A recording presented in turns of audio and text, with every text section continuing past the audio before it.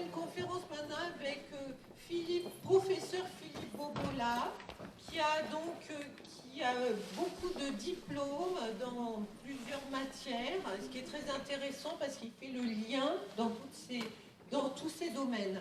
Doctorat donc en physique, doctorat en biologie, anthropologue, psychanalyste, professeur, auteur de nombreuses publications, conférencier international et créateur de l'école L'Unité des Savoirs, du savoir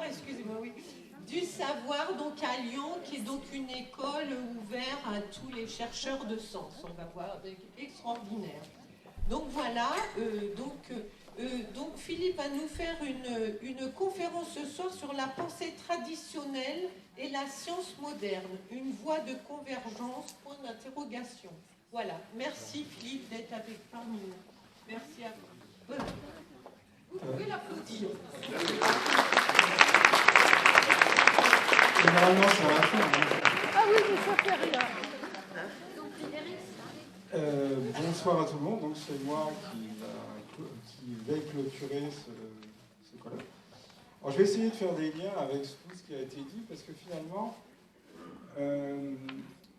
en ayant mon parcours, parce que tout le monde a résumé son parcours, au départ j'ai fait de la physique théorique, donc formé aux équations, et assez rapidement je me suis rendu compte que les équations, ça ne permettait pas de comprendre le vivant.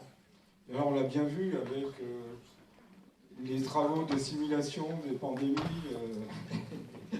à l'Imperial College. Voilà, c'est une façon de manipuler, puis en plus on a fait de la modélisation. Ensuite, j'ai essayé de comprendre c'était quoi le vivant. Donc j'ai repris les études de biologie, mais j'ai jamais quitté mon esprit de physicien. À chaque fois que j'ai abordé une nouvelle discipline, j'ai gardé mon esprit de physicien, mon esprit de biologie, donc ça m'a amené à l'anthropologie, parce que j'écoutais les chercheurs, et puis quand ils parlaient de la santé, etc., je voyais que la rationalité qu'ils pouvaient mettre dans leur travail, elle était complètement éclatée quand ils prenaient des prises de position personnelles. C'est ce qu'on appelle de la rationalisation. L'homéopathie ne peut pas fonctionner, ça contredit le nombre d'Avogadro, etc., même au Collège de France. Alors, ça m'a amené à essayer de comprendre qu'est-ce qui fait un occidental. Et je me suis dit, je vais devenir anthropologue, donc ça m'a amené à vivre auprès de peuples dits traditionnels, Racine, Premier. Et je me suis rendu compte qu'on avait une vision du monde radicalement différente. Et d'une certaine façon, tout ce qui a été dit sur l'homéopathie, la mécanique quantique, les états de conscience modifiés, etc., c'était un petit peu ça qu'on trouvait dans les sociétés dites traditionnelles. Alors, je ne vais pas revenir sur la physique quantique, puisque Emmanuel Rutherford l'a fait remarquablement bien. Je vais simplement revenir sur des points forts de la physique quantique, et puis on essaiera de faire le pont avec autre chose.